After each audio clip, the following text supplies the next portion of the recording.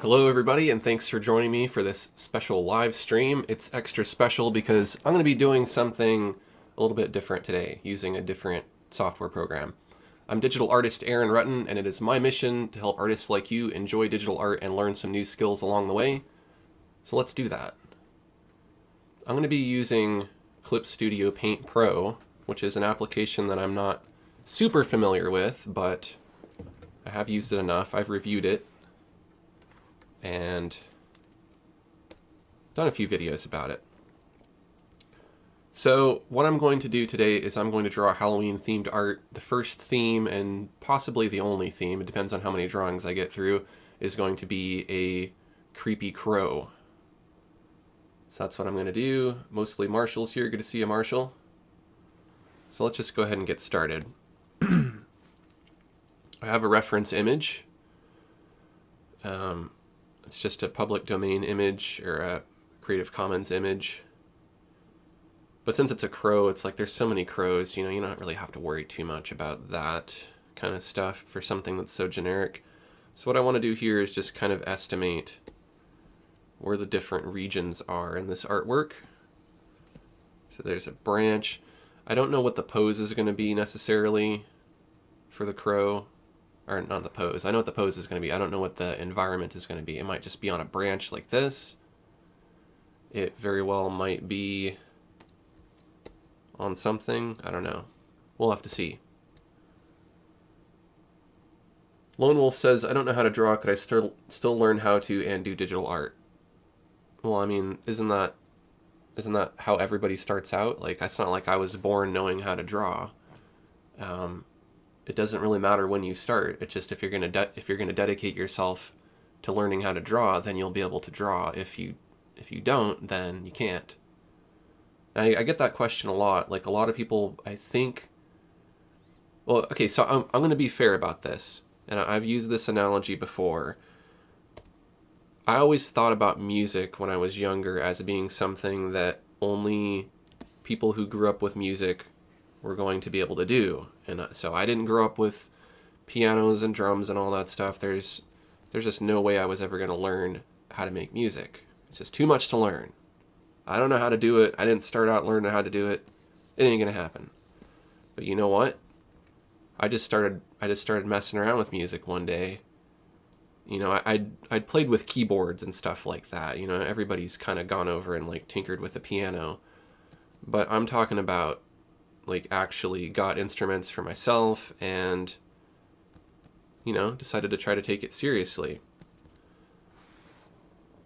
And I think I started with guitar. I think that's what I started to try to learn first.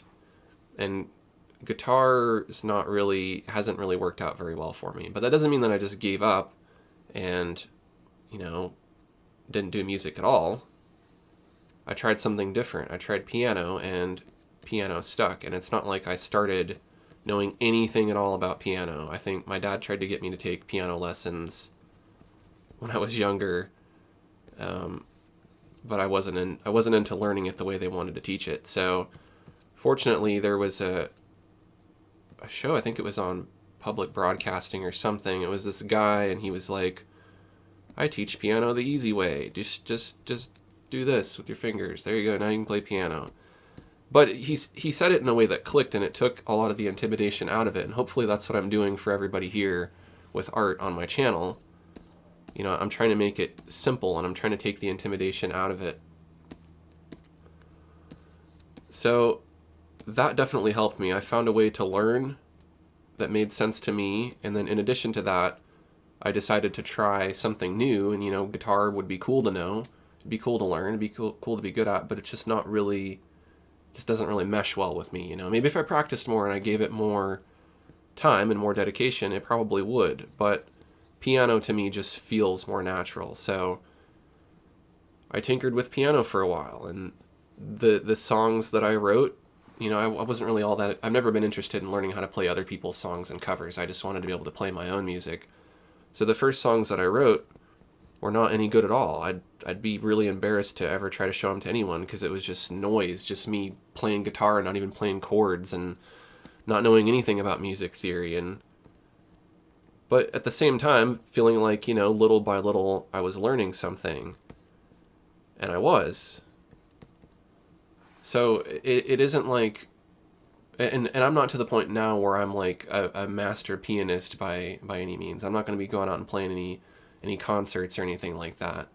But I got to the point where I felt confident that I'd learned enough about music theory, enough about playing piano. I'd developed enough muscle memory to where I can just jam out on the piano. And, you know, there's maybe a video or two out there with me playing some music for you to check out. But in my mind, I can play music now. You know, like I can't play I couldn't play along to every single song. You know, I wouldn't be going out trying to jam with like jazz bands, people who knew all this like crazy scales and all that stuff. But for me to just sit here on my own and play piano at home, that's all I really want to do. If I wanted to get better and I wanted to, you know, be in a band like I did at one point, I would have to practice a lot more to feel confident being able to go out and do performances. So all it really is just, you know, if you want to take the time to do it, you'll learn it. And if whatever you're doing isn't working, it feels too difficult or it doesn't feel right, maybe you need to try a different approach. Don't give up on it altogether, but you know, I don't know if that means try a different medium, explore some different styles, try some different ways of learning. You know, if what people are teaching you isn't working, teach yourself. Because ultimately, what you're learning has to click and it has to make sense. If it doesn't click and it doesn't make sense, then you're never really going to grasp it.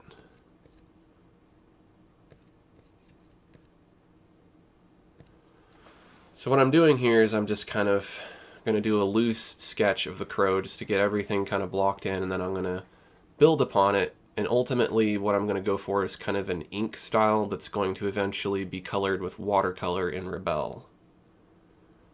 So that is the plan. Anita's here. Good to see you, Anita. Anita's a member. Thank you very much for that, Anita. It's great to have your support. Anita got a stay-at-home job as a secretary for a home design company. Now she works from home. This allows me to work on my art and practice. Yes, that's what it's all about. And you know, it's like keeping a positive mindset tends to deliver positive things. I think, you know, we all look for negative stuff sometimes, but then I think the more you start to focus on positivity, the more stuff starts to come your way. So I'm glad that worked out for you, because being able to work from home is pretty awesome, unless, you know, like it's a distraction. So you gotta watch out for that. You gotta actually do the work when you work from home. That's the tricky part, you know. That's what I have the most trouble with. I mean, I'm actually pretty good, but it's easy to get distracted. Especially if it's something that you just don't want to work on, you want to work on something else.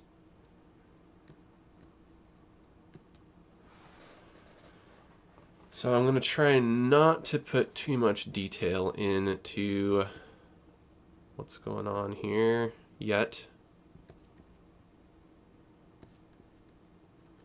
What I'm doing is I'm looking at my reference photo and I'm just trying to identify the big basic parts of this.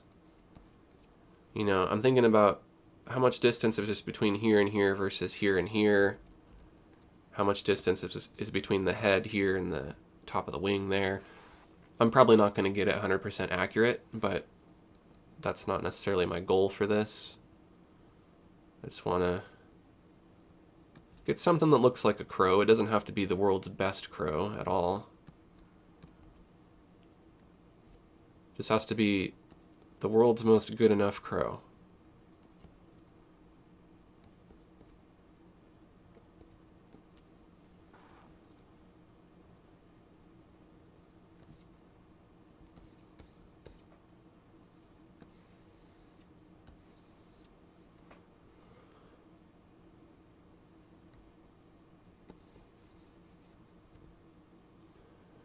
And then I will just Sketching the legs here. There I go, trying to use Corel Painter shortcuts. Those aren't going to work. This is ClipStudio Paint.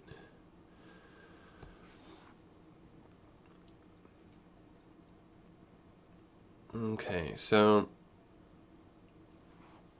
thinking about kind of where the feet lie on this. Kind of sketch out the toes here.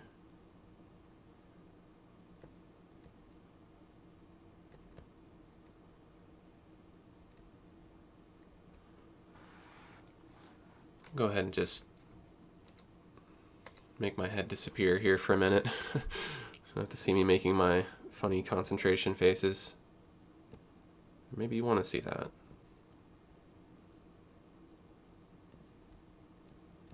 That's the whole reason why I tune in, is to see you make silly faces, I'm sure someone's going to say.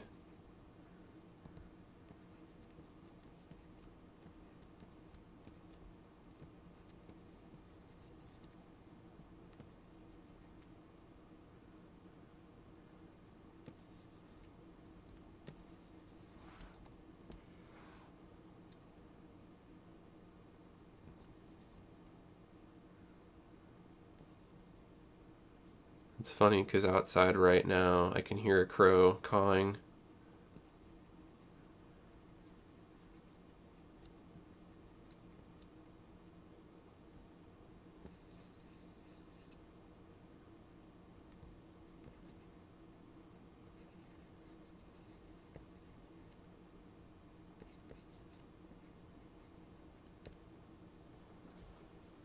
Okay. Now, I think that that foot is too far back. That's okay.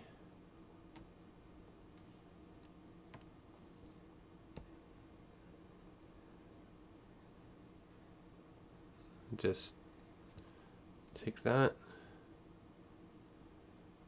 And I can move it. Actually, I'll just cut it and paste it.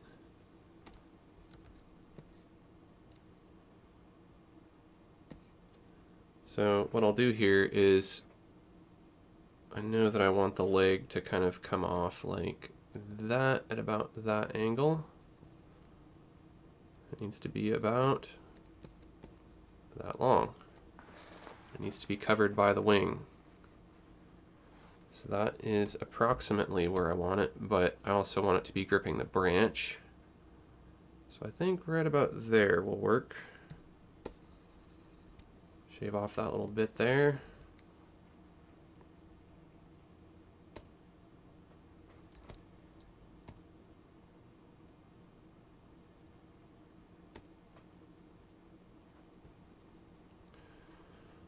Okay. I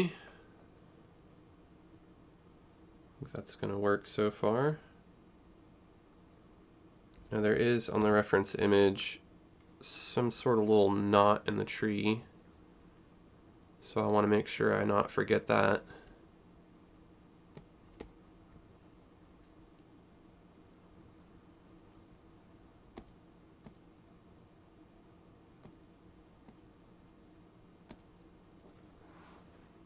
And then the other leg. Now the other leg. So kind of diagonal to that, with a bit of a bulge here.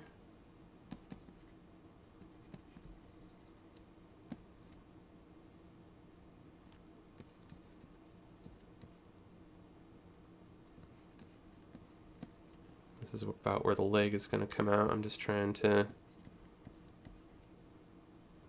get this looking right. If you really take your time with your sketches, though, it makes a big difference. And I'm rushing through a little bit here, but I might take some time to refine the sketch too after I get it blocked in. So sometimes just doing simple sticks like this can help.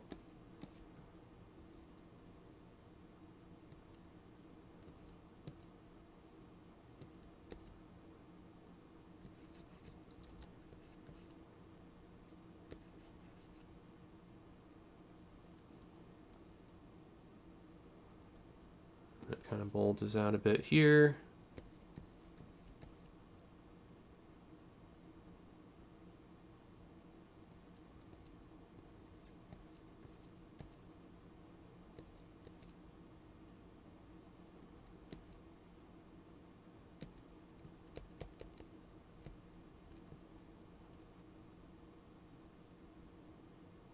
There's a couple of toes that are kind of overlapping in a weird way here. They almost look like one single toe, but then if you look closer at the reference, it's not. One thing I am going to do is I'm not going to follow the reference exactly. The head of the crow, at least this particular species, or maybe it's the age of the crow or whatever, the head seemed a little small, so I made it bigger because I just wanted to look more like a stylized crow, not necessarily a photorealistic crow. Marshall wants to know how long the stream is going to be. At least an hour, if not a little bit longer. Galen's here. Good to see you, Galen. I'm doing well. How you doing? Marshall's got to go do homework. For sure. Do your homework because school is important and this live stream is not. And it'll be recorded for later, so I don't think you'll be missing much.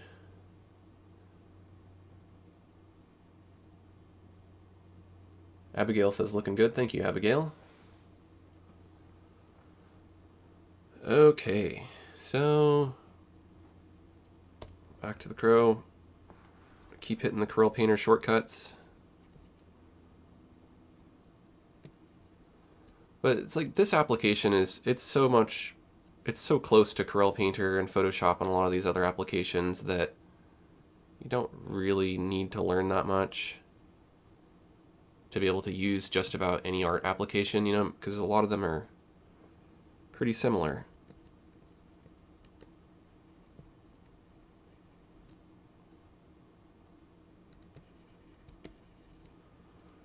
I'm going to go ahead and just merge these layers down because at this point having that log separate is kind of messing me up.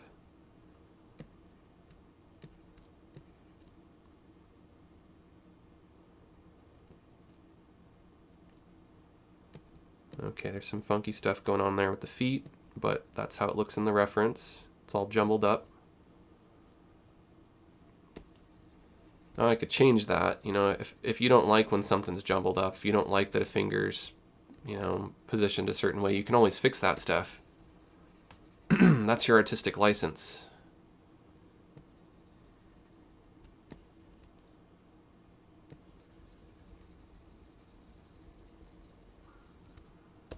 So now I'm just going to clean up this mess. Faster ways to do that, but this feels like I'm, you know, it's like I'm using a real eraser. Except with a real eraser, I would have pressed down so hard on the page that I actually wouldn't be able to erase anything. It's the great thing about digital art. It's like it removes a lot of the frustrations I had about working with a lot of the media that I chose to use early in my career. Not even my career, but just in my, you know, just as a kid making art. It would have been awesome to have the kind of stuff that we have now when I was a young artist.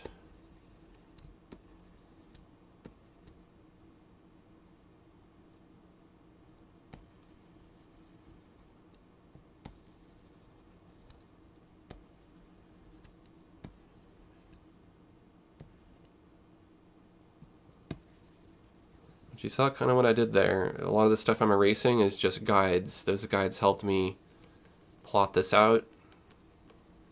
I'm not going to say that this is 100% proportionate to a real crow or super accurate or anything like that.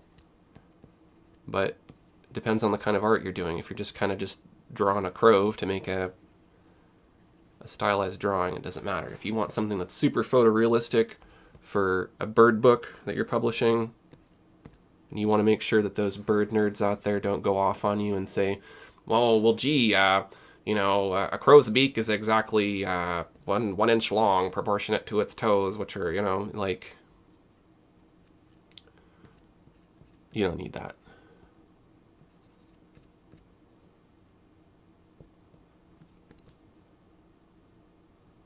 I didn't mean to offend any bird lovers out there, because I like birds too. So then here I need to start thinking about some definition on the wings.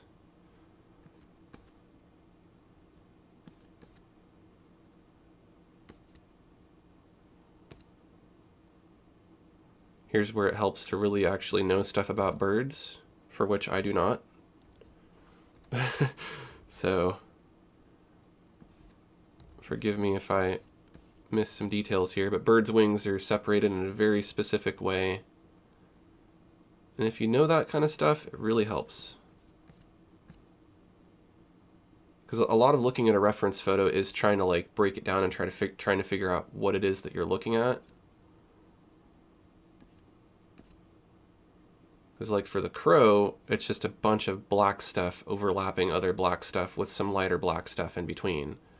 You know, you have to be able to make sense of that. You have to be able to interpret that and know that those are feathers.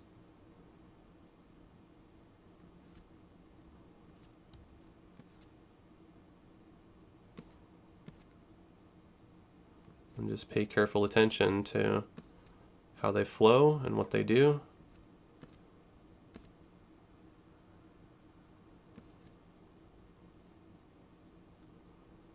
That's why you really got to take your time. When you rush through it, you miss a lot of that stuff. And it's always good to go back and look at stuff later too, and that's a good time to realize that you made mistakes, but it's not the best time. The best time is very early on with the sketch. That way you don't do a whole bunch of work and then have to try to find a way to undo it later. So probably a lot of this detail here in the feathers is going to be not so much done with the inking, but probably more made three-dimensional using the watercolor that I'll be doing later. So I'm not going to go too overboard with outlining the feathers.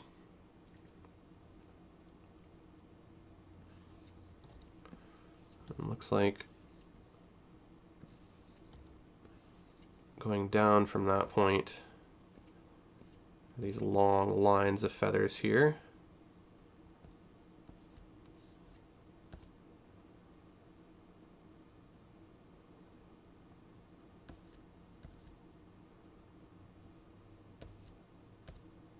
That tail's going to be mostly in shadow, so I won't have to worry too much about that.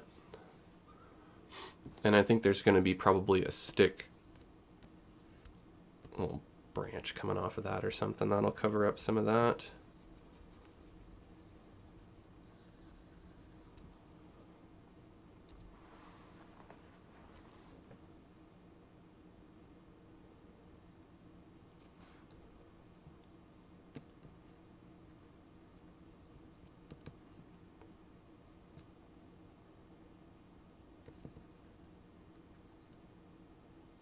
Now I can start putting in some of these little details here.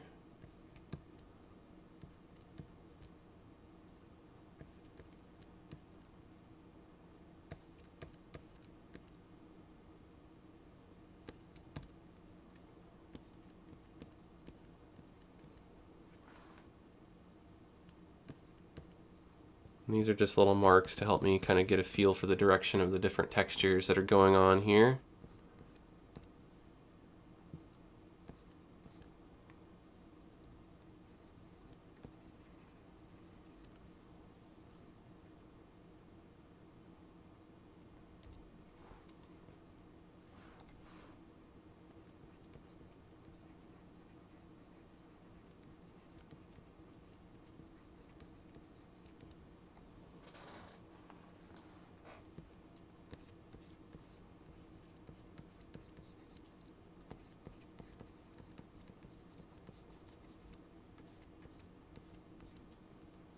Extend the, I don't want to extend it that much actually. Let's go back.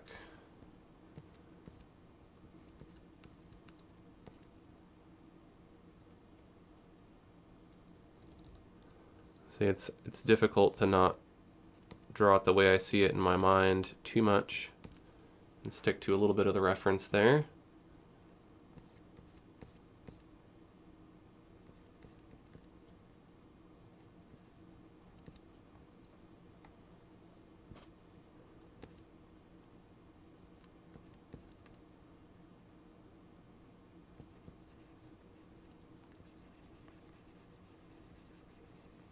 I'll go ahead and fill this in.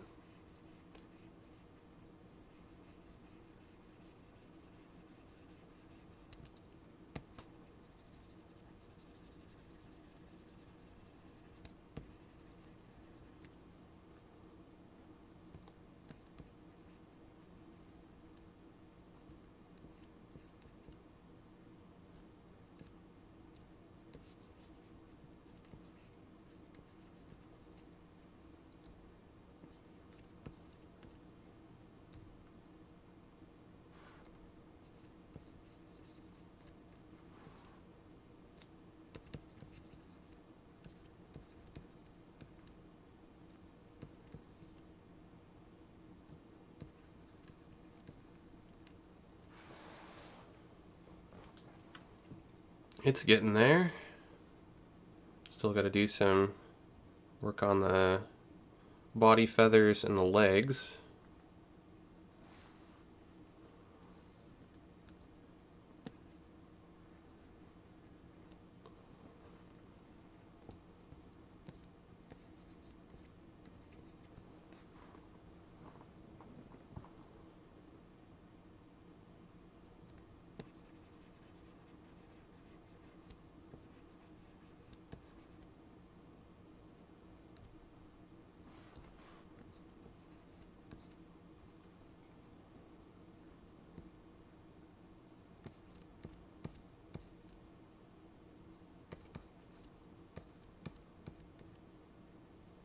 So not a lot of clear definition other than a bit of contour here.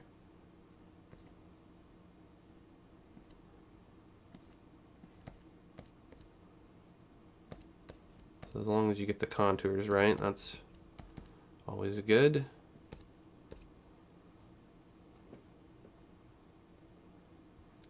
Now again, if I had a better idea of exactly what feathers go here, then I could draw them in. But then also having that knowledge might kind of compromise me, because then I might be trying to draw stuff in as it is, as I see it in my mind versus how I see it depicted in the reference image.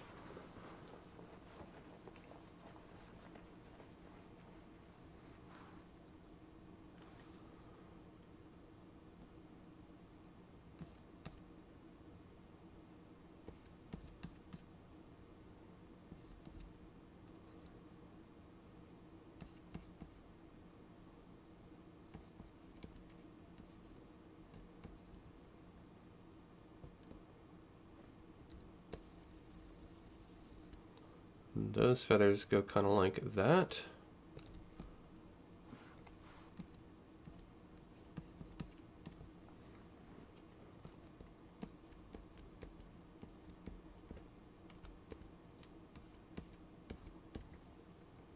And then on the legs,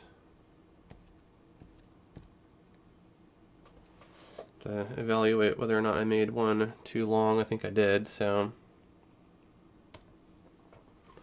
let's do some work on that.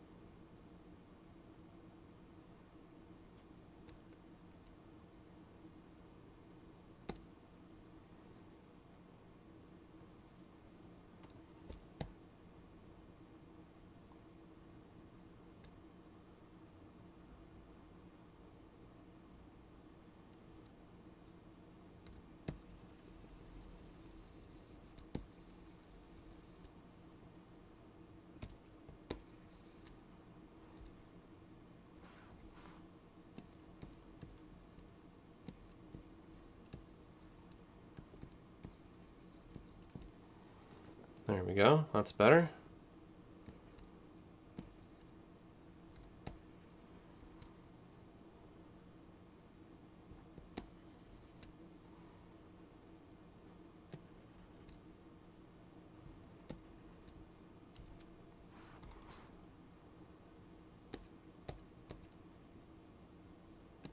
So now here there's some little chunky, scaly patterns. I can just kind of imply those.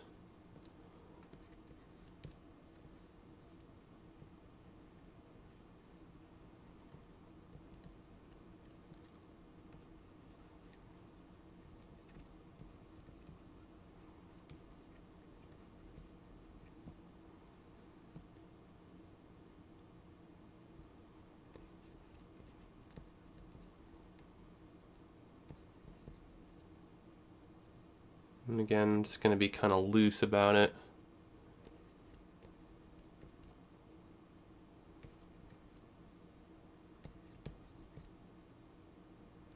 These contours are really what's the most important.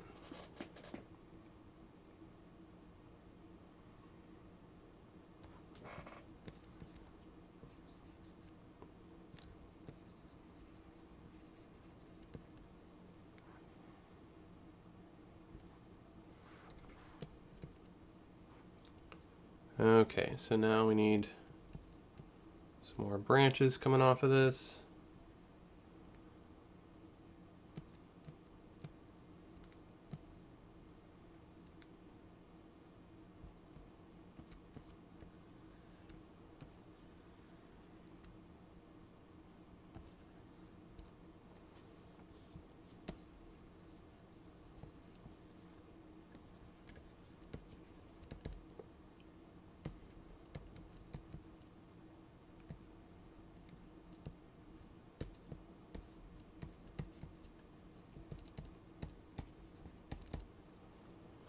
Okay, so I don't know what I'm going to do for the background yet. I might have a moon in the background or something. I'll have to kind of feel it out.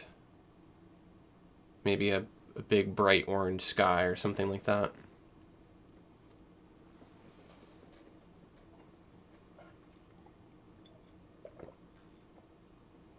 Abigail says, how do you find reference photos?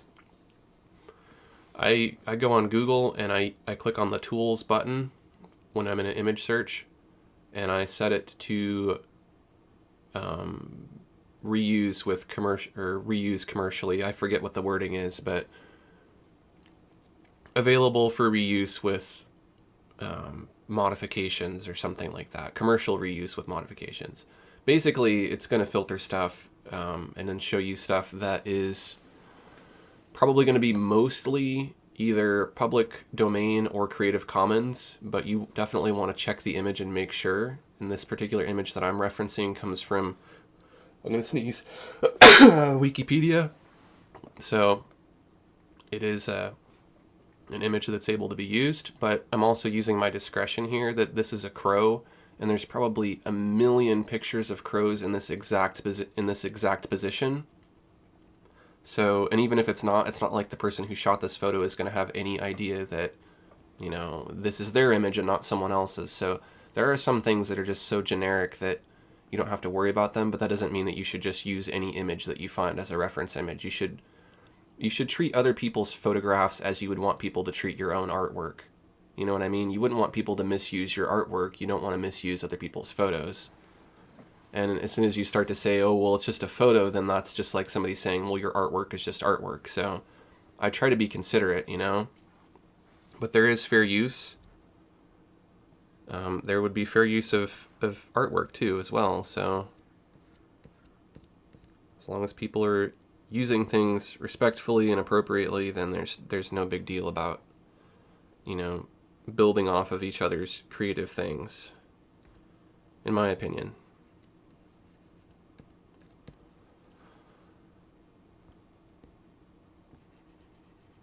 So now I'm just going to take some time to just kind of feel this out and make sure that it's looking the way I want it to.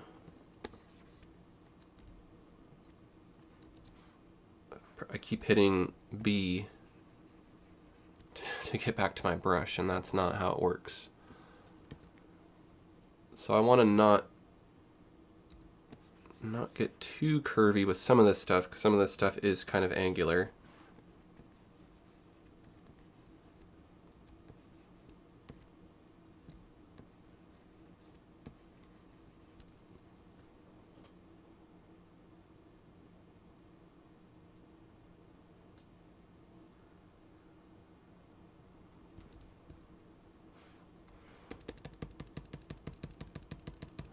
I'm going to do that so I remember that that texture is there.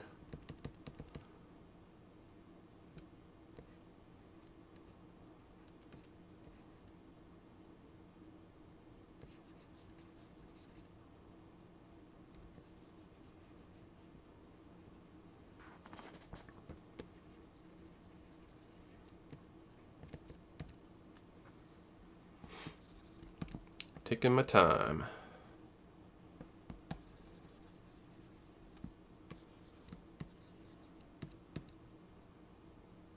So you'll notice the difference is that this is not like, it's not like when I'm doing the live streams and I'm just trying to do really quick drawing requests where I'll just do it and, you know, I get whatever I get. This is something where I kind of care about this, so I want it to look halfway decent.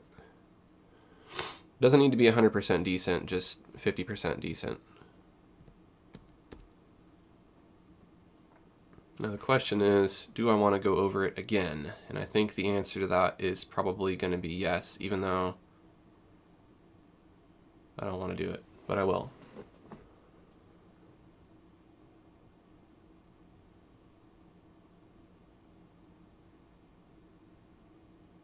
Galen's doing all right, just staying busy.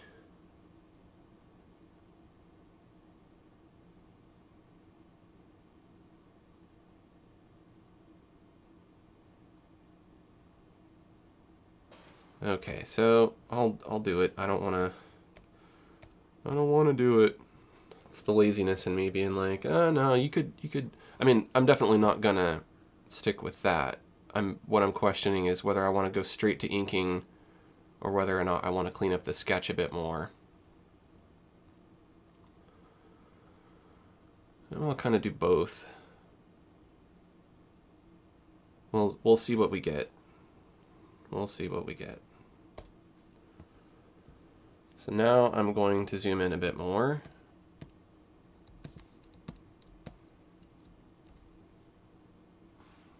Switch to the wrong shortcut for the millionth time.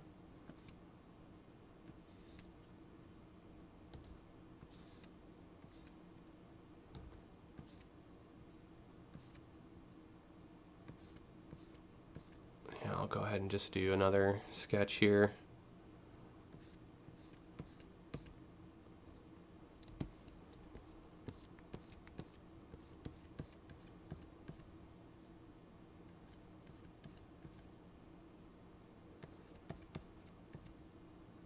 It'll really give me time to make sure that what I'm doing is going to work out.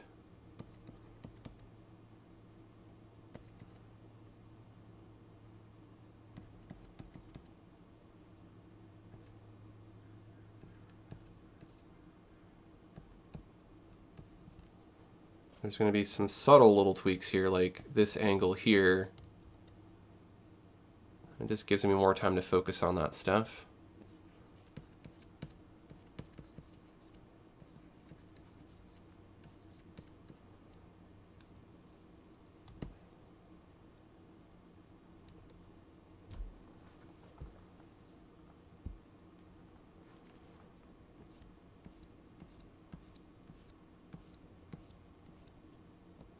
Touch is working well so far in ClipStudio Paint.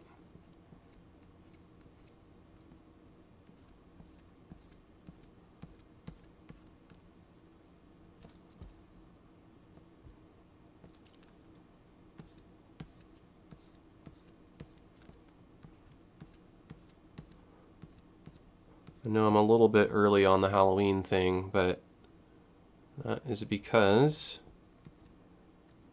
I'm doing this ahead of time in preparation for Halloween. So this isn't necessarily technically a Halloween video, it's something that'll get used for a Halloween themed video, if that makes sense.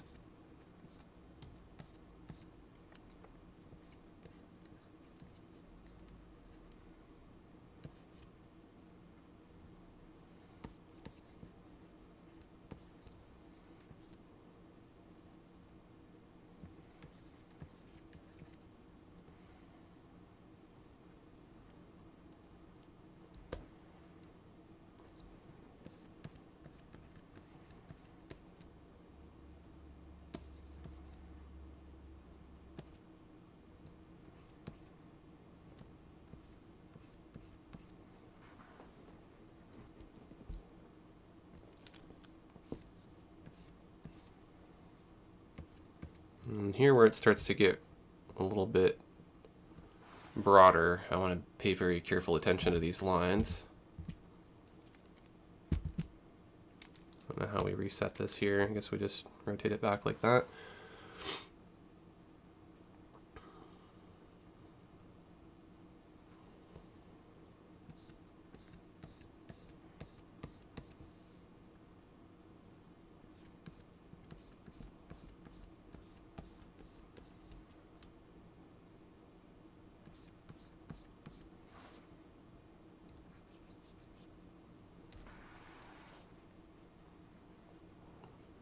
Bergaza's here. Good to see you, Bergaza.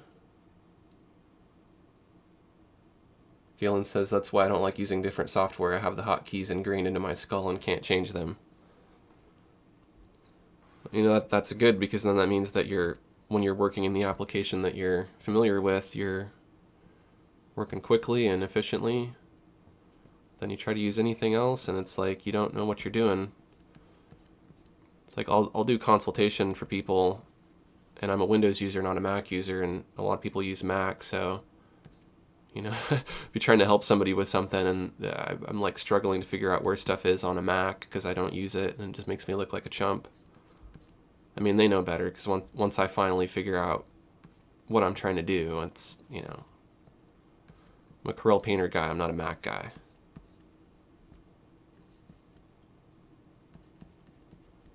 Well, my first computer was a Macintosh, though.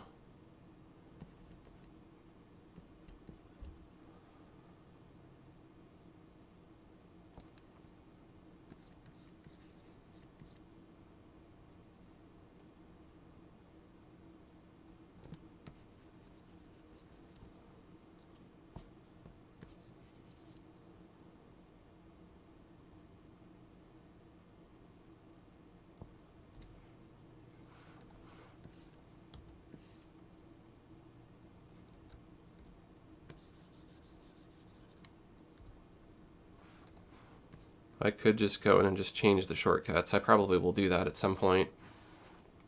Not now, because it's a distraction, but probably would be good to do.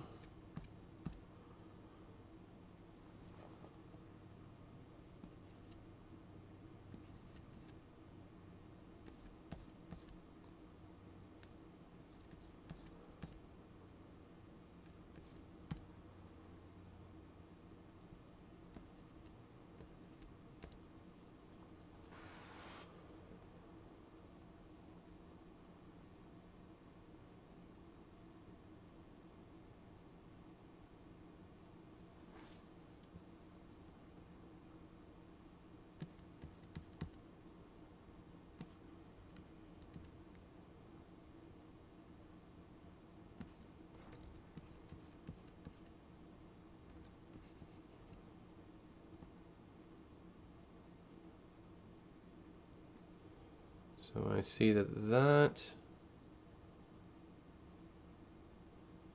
chest area needs to come down not quite as far.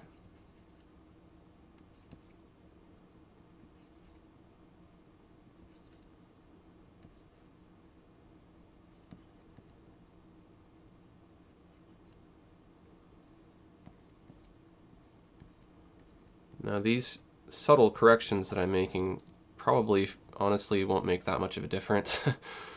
You know, they're pretty minor, but I guess a lot of it has to do with confidence. You know, like if you're confident that you did the best you could do, you don't pick stuff apart quite as much as if you rush through it and you just put it out there and then, you know, you worry that you could have done better. If it's going to make you feel a bit more confident, you know, whether or not it's actually going to improve the piece, you know, who knows, or how much it's going to improve it doesn't matter. But if it makes you feel better about it, do it. Do that second sketch. If I went straight to inking, I wouldn't have taken the time to look for that stuff. So now I'm glad I did. It's a bit more tedious. Like I'm essentially having to redraw most of the lines that I already drew, but some of them are not getting redrawn in the same way.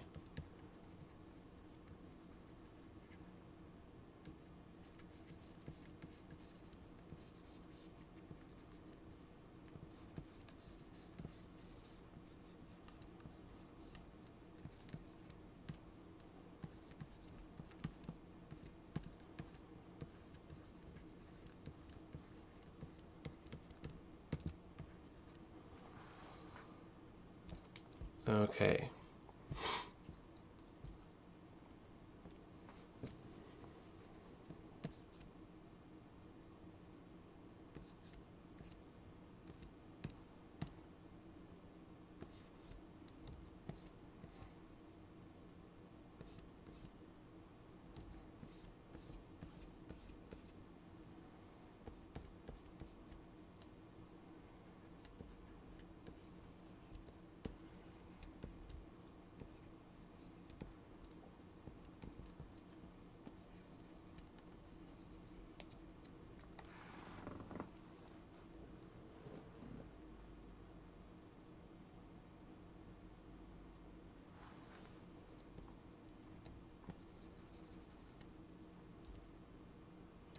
There's some discussion about what software people use.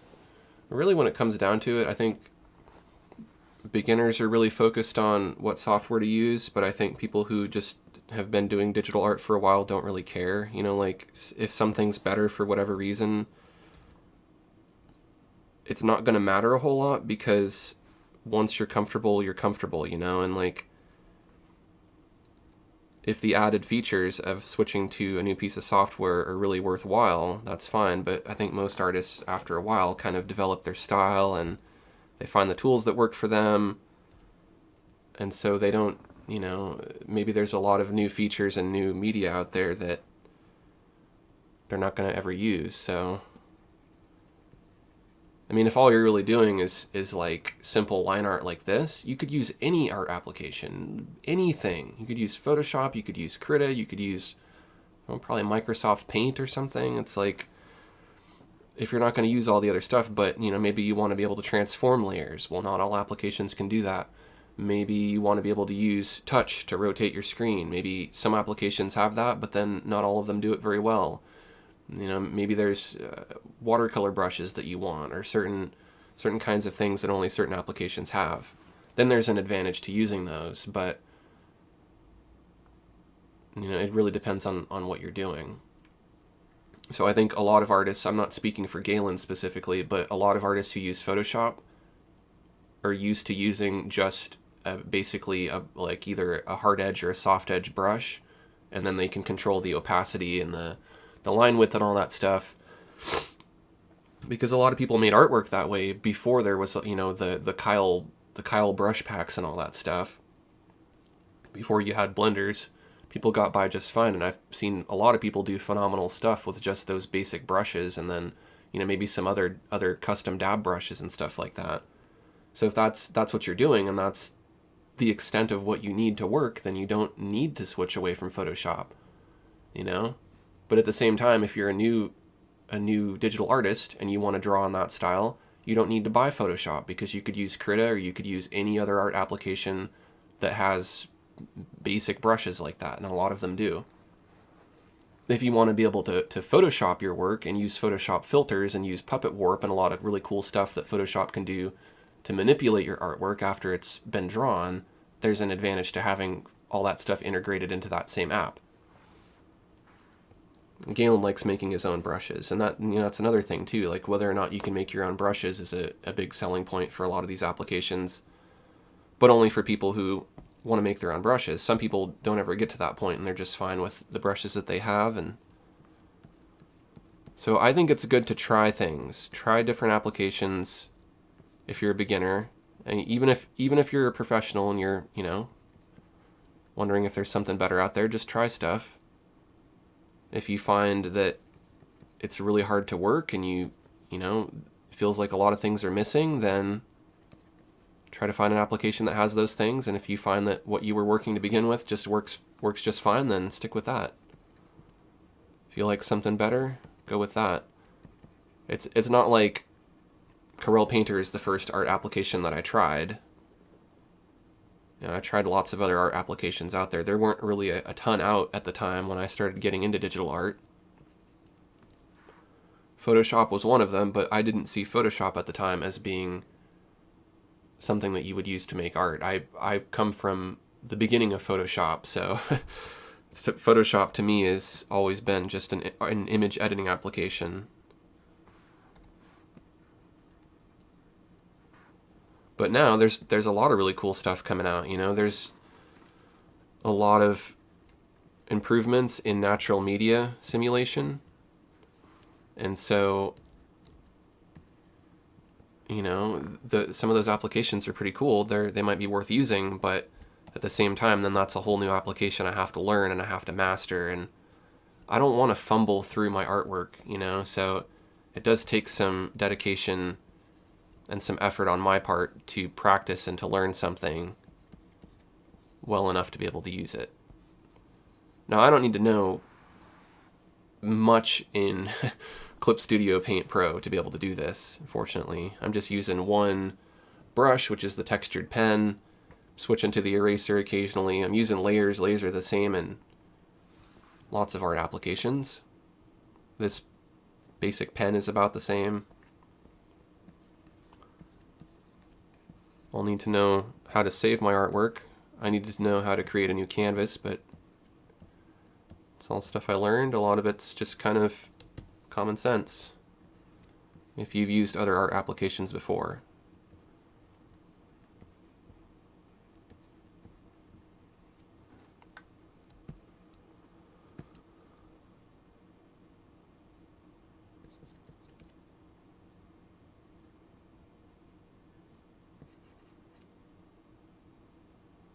Now there's a bit of a gap here that I do not want to forget.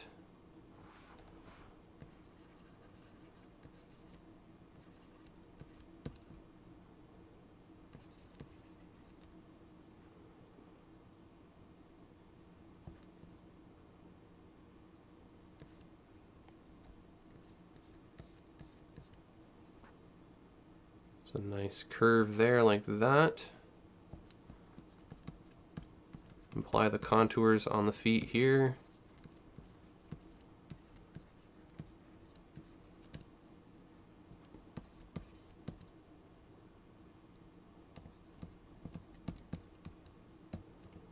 All these little doodads here on the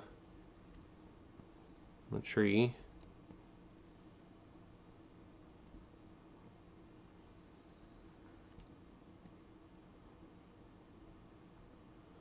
I'm getting near the end of this project that I've been working on for a book that has a bunch of medical illustrations in it. And to finish it up, I basically have to go through all the images now and convert as many of them as I can to vector, but fortunately I set everything up in a way to where it's all in layers. Most of it's hand-drawn, but I set it up in layers so then I can very easily convert it. And then I have to make duplicates of some of it to use for a web version so that it fits a web layout rather than a book layout. It's a lot of images though, so I'm gonna be busy doing that. But since I changed my YouTube schedule up a bit, since I changed my YouTube schedule up a bit, I have a lot more time now, and I feel a lot less stressed out. So I feel like that was a good idea.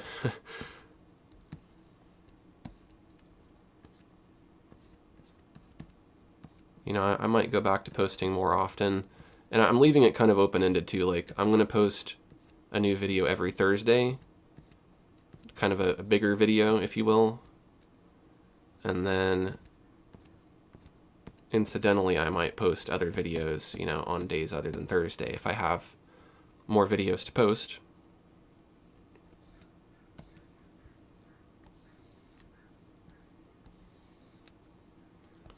There's some stuff in the works though. This might have something to do with one of the special videos I'll be creating.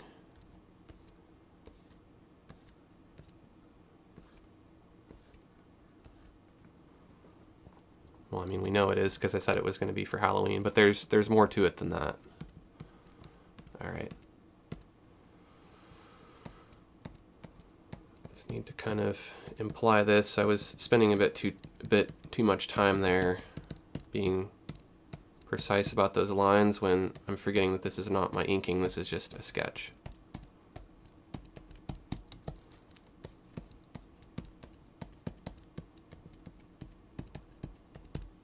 Okay.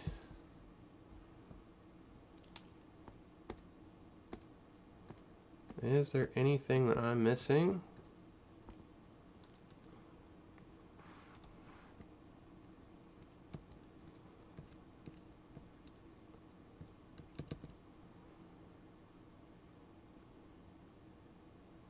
I don't think so. So I'll hide that sketch layer. So this is my second sketch, improved upon a bit.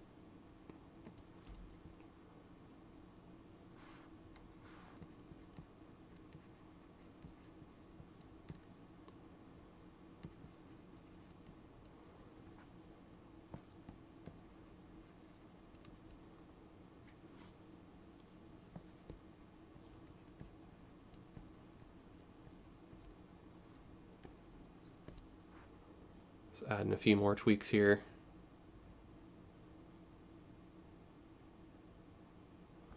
Now I feel like the position of some of this is still not exactly where I want it.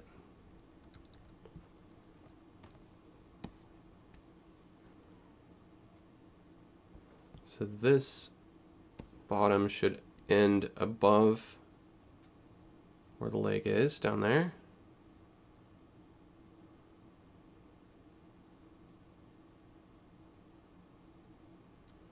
And this leg should actually come forward more.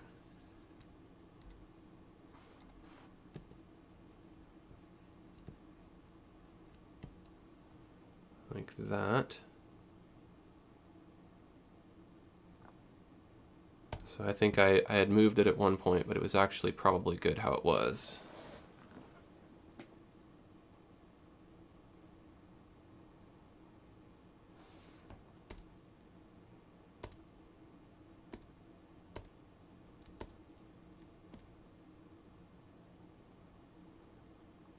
Okay, so this is second sketch. Now I will do my inking.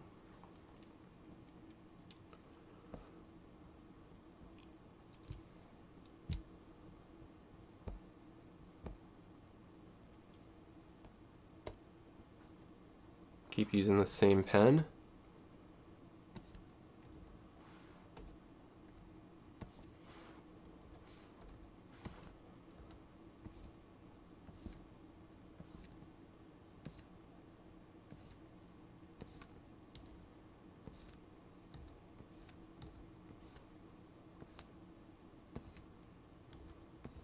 I'm not afraid to use my undos here.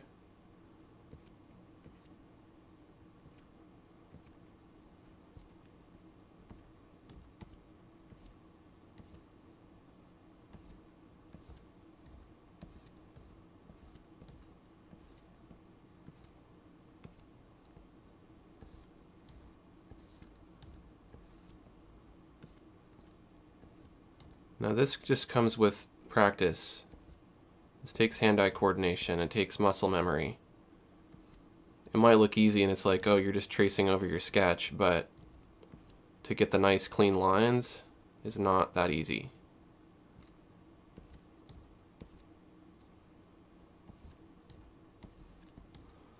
Sometimes you have to segment the line, so you don't try to do it all in one piece.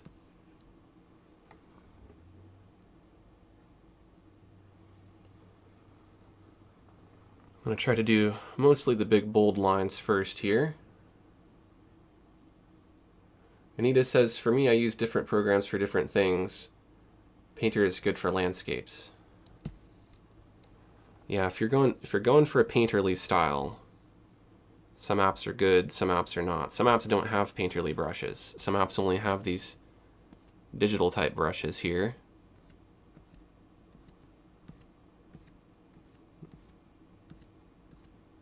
Corel Painter is one that has some digital brushes, but most of the brushes in Corel Painter are meant to simulate natural media.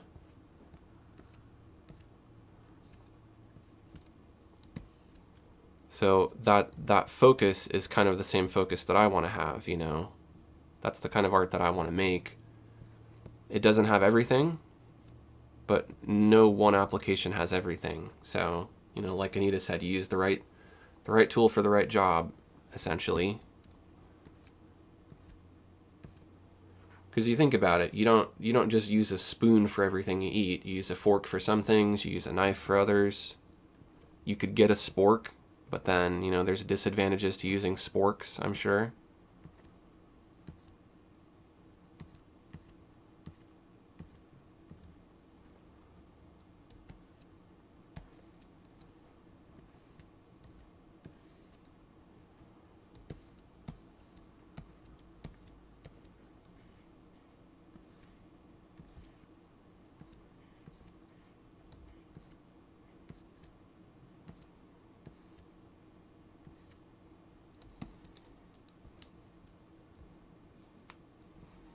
I'm just trying to find whichever angles are the most comfortable.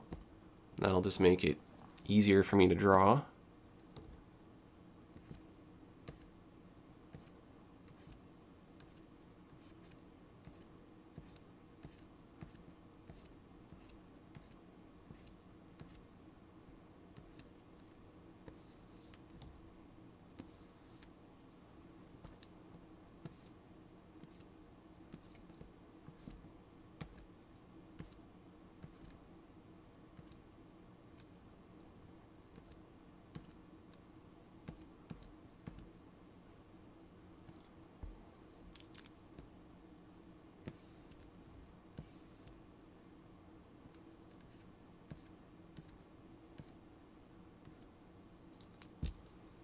Put it back upright so we can see the progress so far.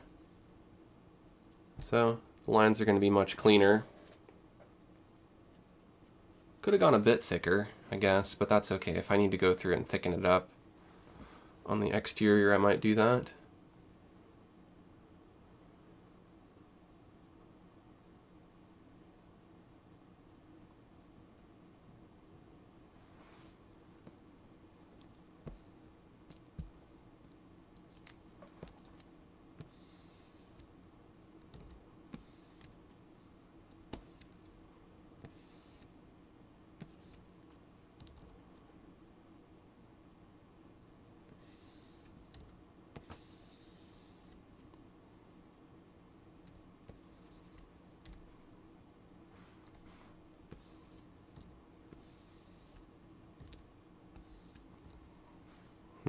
Seems to have...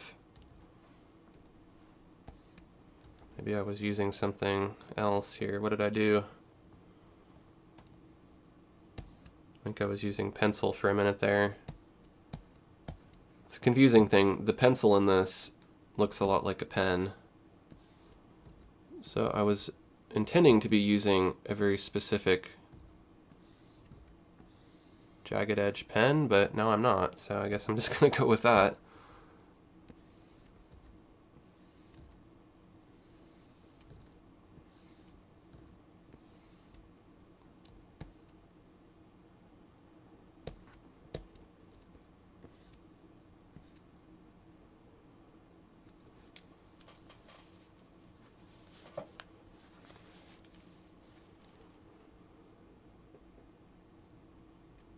Glebix here. Glebic requested Pikachu in a previous live stream. Good to see you, Glebic.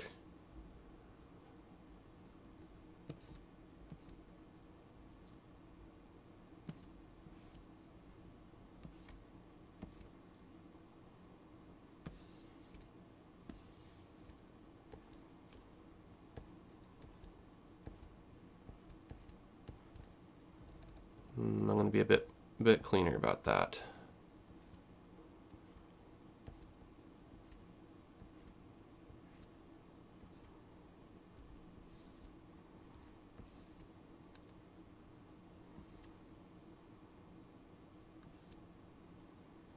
Go away, radial menu.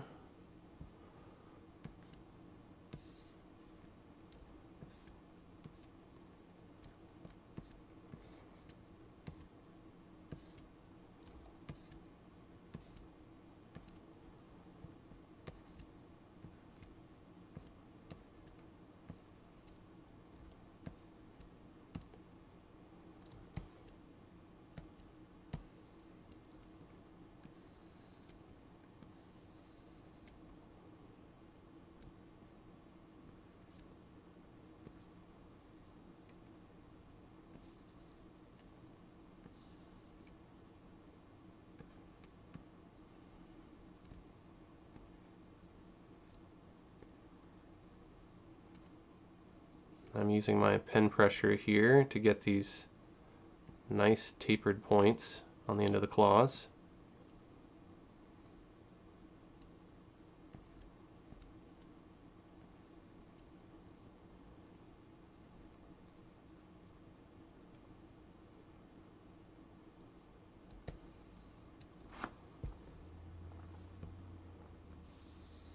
This angle's easier for me to draw, so that's why I rotated it that way.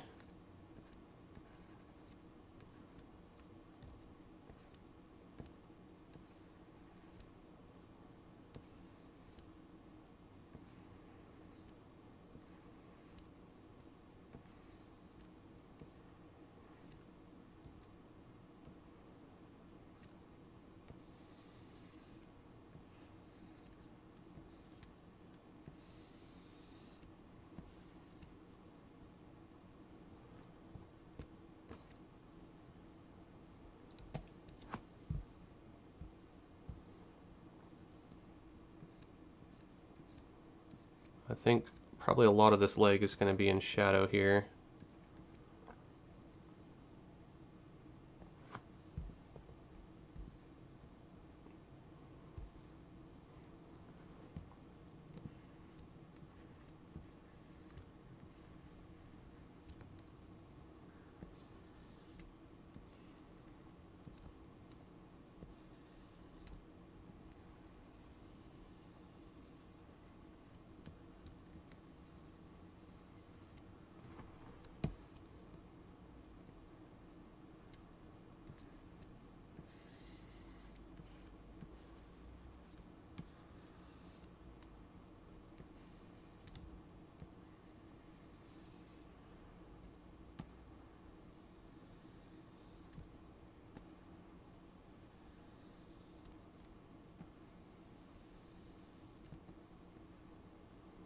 Like some of this stuff I didn't really need to redraw, but oh well.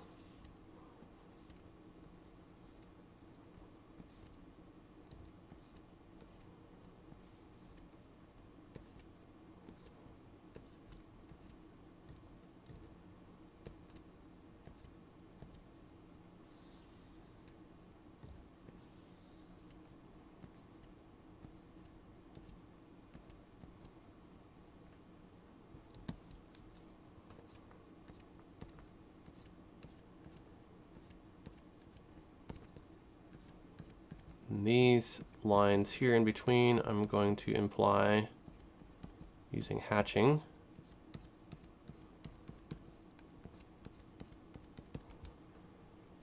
I might do some hatching elsewhere too. Starting to get the old hand cramp.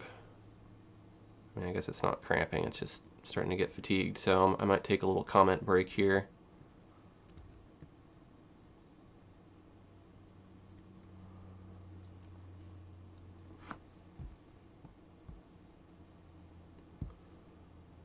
See how we're coming along. That's most of the big broad lines.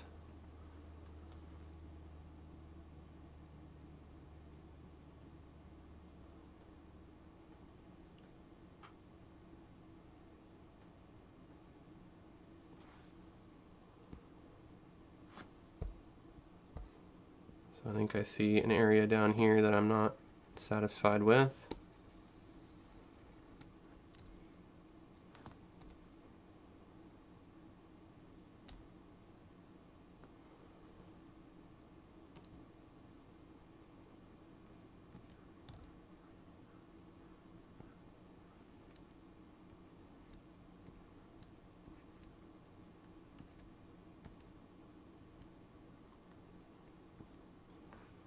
Might be a bit better. No, I think I still want to do.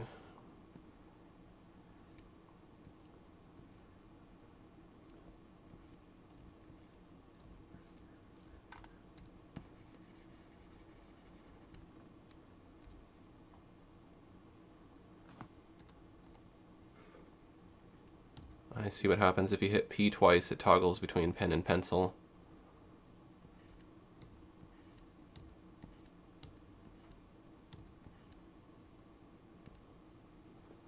There we go.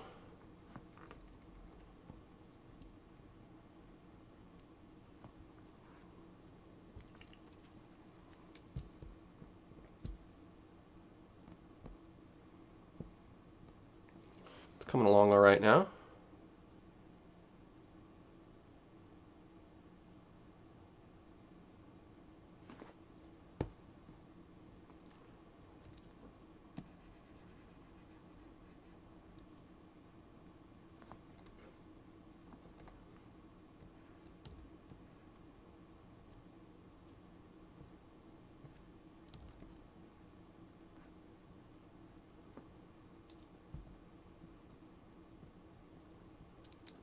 So now I want to think about some areas that I'm going to want to be kind of in shadow and mostly black. I don't want to do too much though, because I want it, I don't want to cover up the whole thing. I want there to be some watercolor. I think the sky might end up being mostly watercolor, but we'll see. Anita says it's looking so good. Thank you, Anita.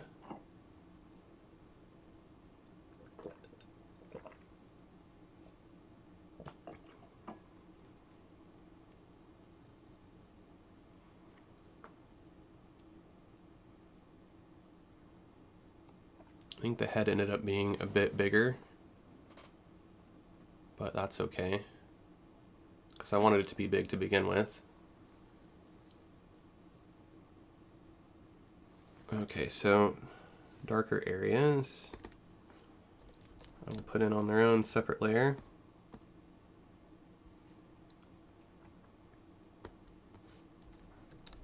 Just going to name these layers so I know what they are.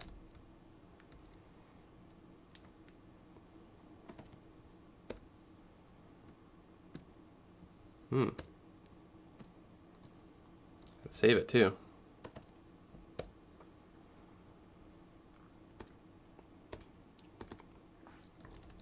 Okay, create a new layer for the shadows here. And let's see, there's some obvious areas that I will do first.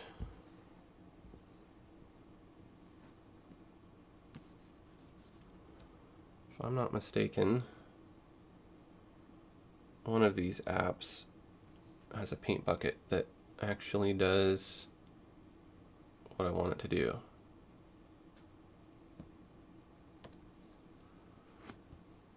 Yes, I like that about this paint bucket. So I can fill on a separate layer, but have it refer to the ink lines on a different layer.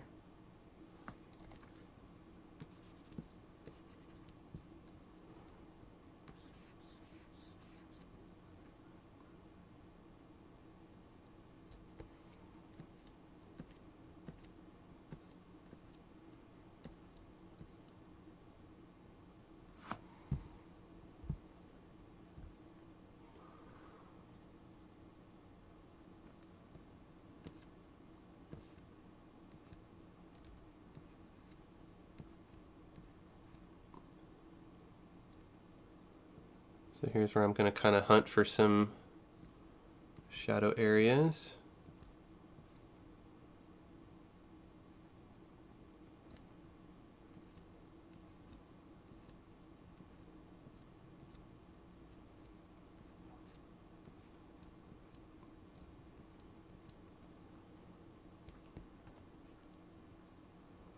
Let's see if this will work.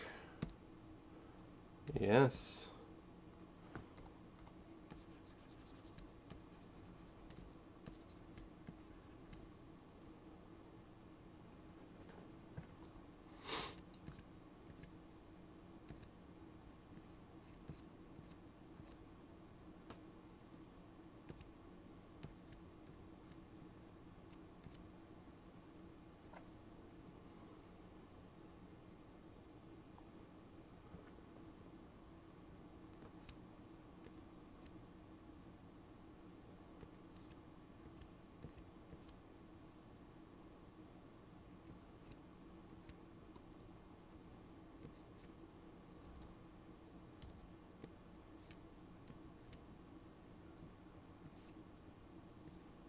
It's taking some concentration on my part, so that's why I'm quiet sometimes.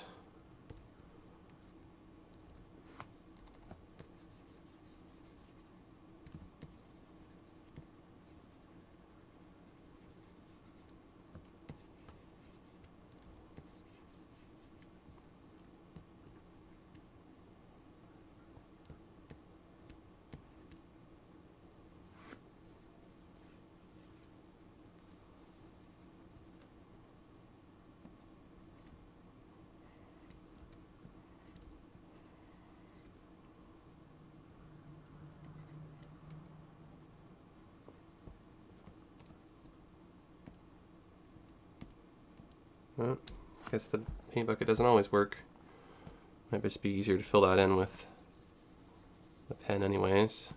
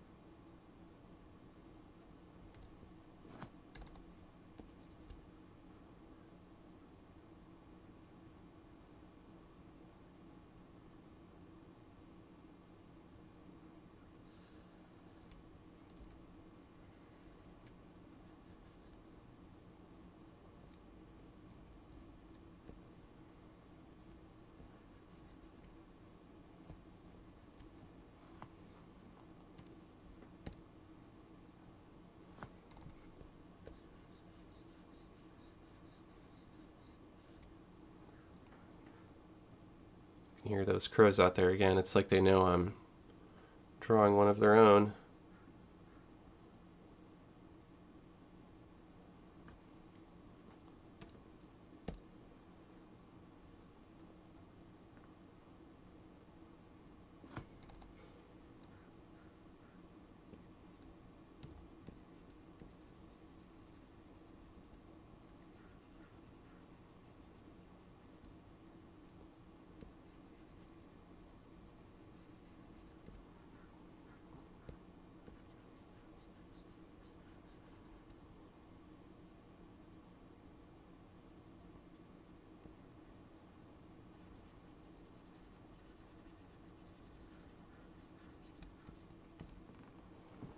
Okay, that will work for that area there.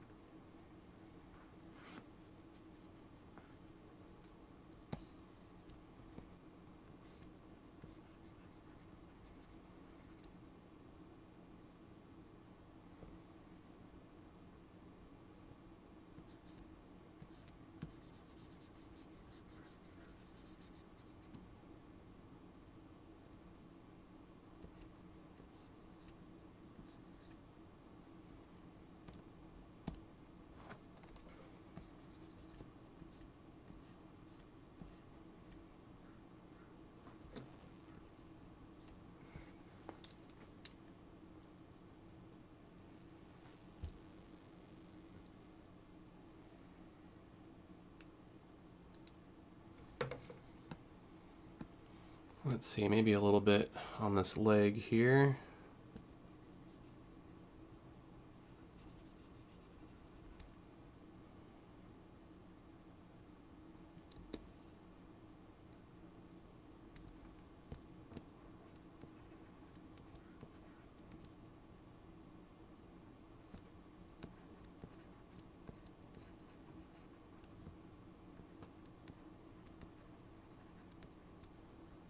Suppose I could add those details on a different layer, but that's okay.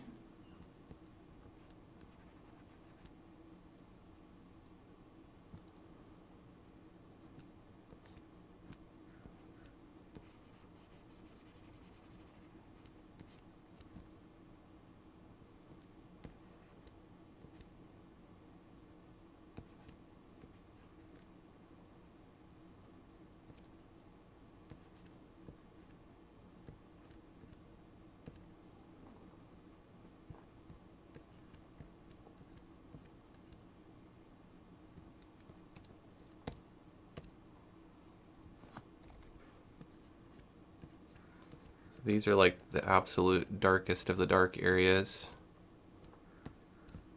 I don't want to do too much of it that color though.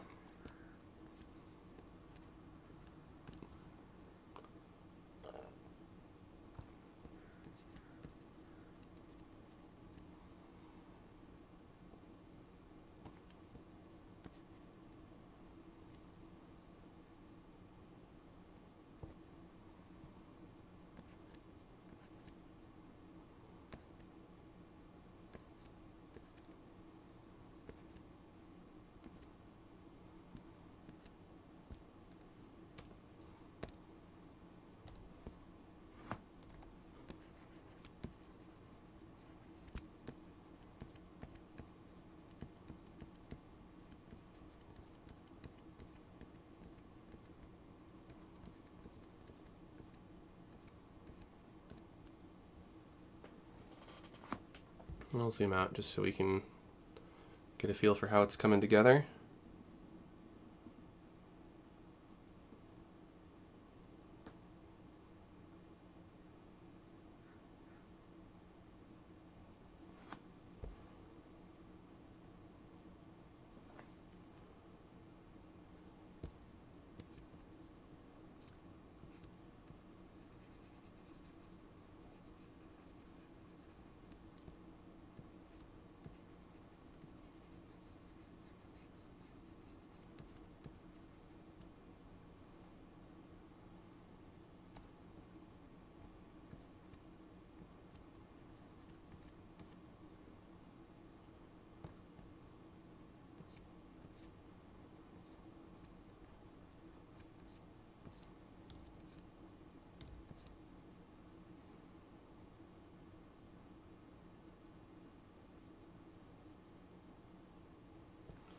Be getting close to just about everything I want to add as far as the shadows.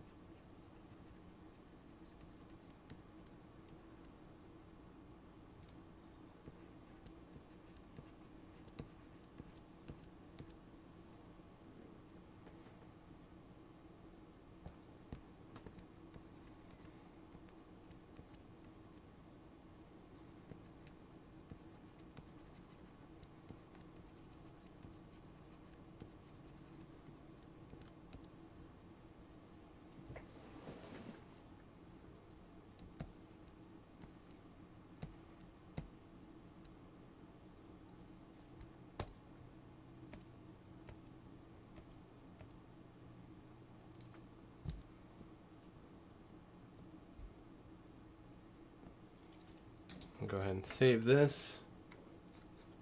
Kira signs here. Good to see you, Kira.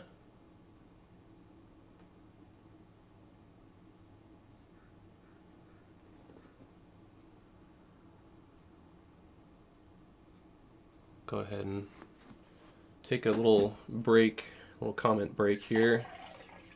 Drink some water, rest my hand.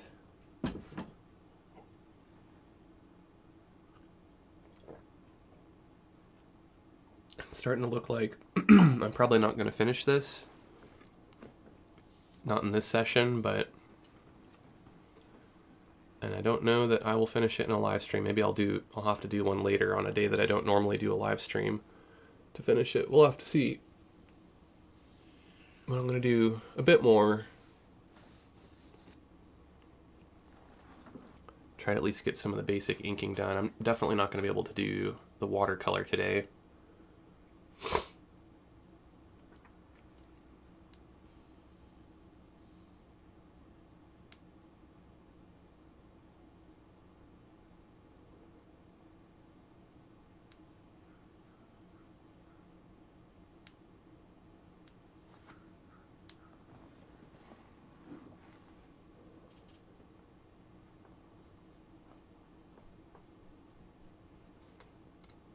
All right, popping back. So, comment break. Let me know if you have any comments, questions.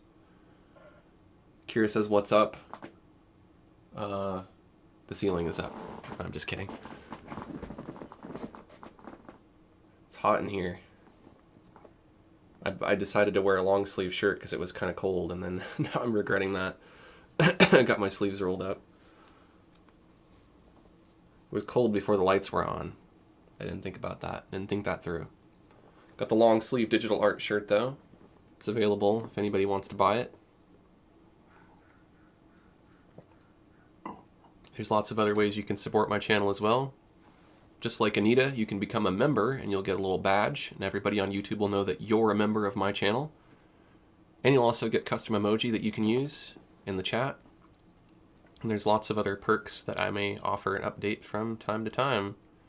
So there's a join button underneath this video. You can click on that join button, and for $4.99 a month, you can become a member. It supports my channel, and that's always a good thing because it allows me to keep making more live streams and videos like this. If membership's not your thing, there's also that super chat. It's that little $sign down in the bottom of the chat. Even if it's like $5, that $5 pays $5 worth of my electricity bill, or gets me a $5 food item. Gotta eat to make art, right?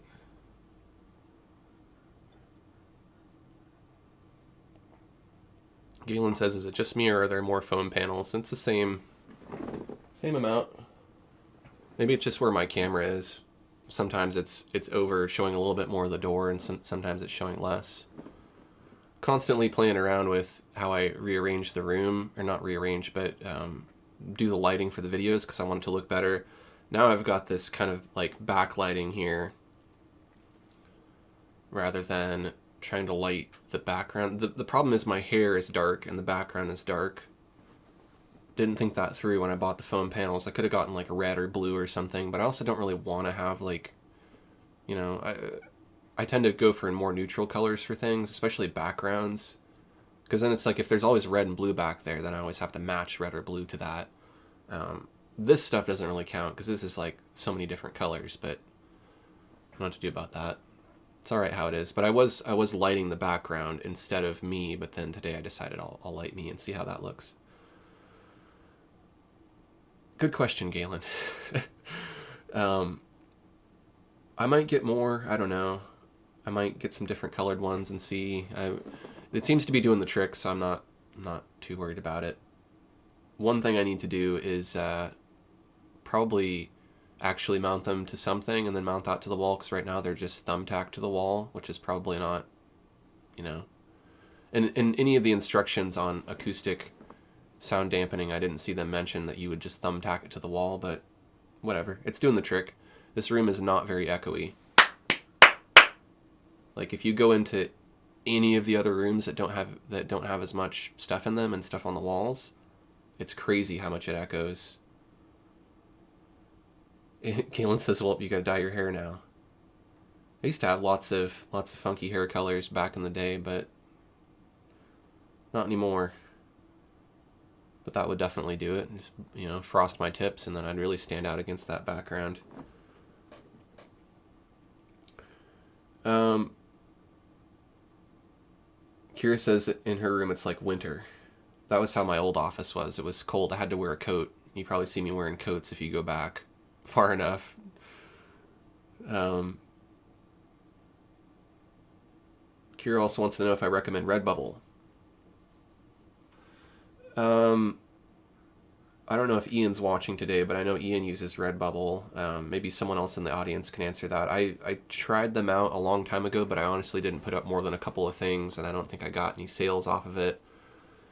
I will say this, in general, print-on-demand merchandise does not earn you very much money for how much effort you put into it. I put in a lot of effort into Zazzle, like a ton of effort. I got a pretty decent library of stuff, but I sell maybe a thing like every year, you know, because there's so much stuff on Zazzle. If I'm not driving people to Zazzle, and people aren't going to buy it, and even if I do drive people to Zazzle, I don't think people, you know, just people buy art, but people don't buy that much art. You know, you need to buy food all the time. You need to buy food, what, daily, weekly? You need to pay rent every month. You need to pay electricity every month. You need water every day. There's some things you need all the time.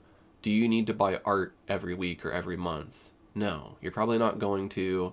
Nobody's really going to. And the people who do collect art and buy prints and buy shirts and buy merchandise are only going to buy so much. They only need one tote bag. They only need one digital art shirt. They're not going to buy all of my digital art shirts in every single color, although you could and you would be really awesome.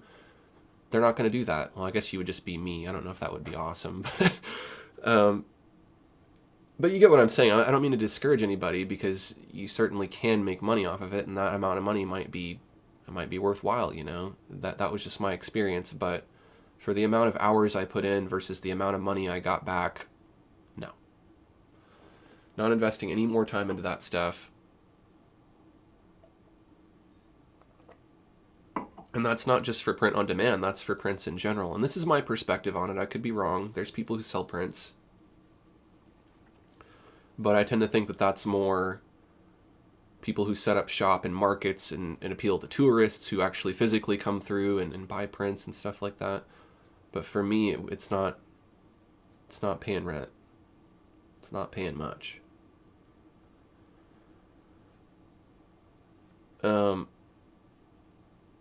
So that's my experience on print on demand.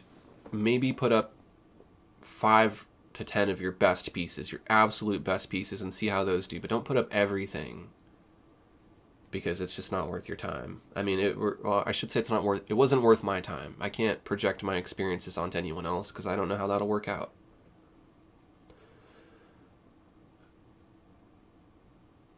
Rosie has a good point too, that Redbubble takes some of the money, so you only are getting, you know, a small commission, and it's not that necessarily that Redbubble is taking most of the money. It's that most of the money in the transaction is going to the labor to make the product and the cost of the materials and the shipping. And at that point, let's say it costs you $10 or $20 for a print to ship it and everything. You get a buck or two out of that, you know. That's think about how many prints you have to sell all the time.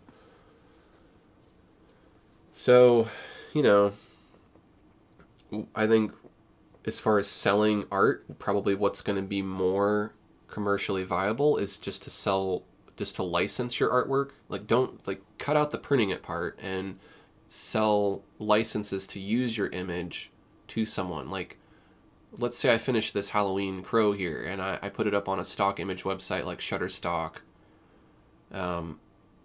People can download that and maybe use it for a website, or maybe print it out on a card, or, you know, there's rules to what they can do with it, and depending on how much they use it or how they use it, I get a certain amount of royalty for that. So let's say I get $1 royalty for just a download. Not a big deal, because I just put the stuff up, and if it downloads regularly enough, then that's free money. But I've fallen into the same trap, though, where I put up a huge amount of my portfolio, but there's only a handful of those images that actually sell often enough. And even so, the amount of money it generates is still not very much. When I was a starving artist, that what I consider a small chunk of money now was actually really nice to have. So I would say go for any of these things. Try them and see how they work. Try print on demand. Try selling stock art. Do all that stuff and try it, because it doesn't.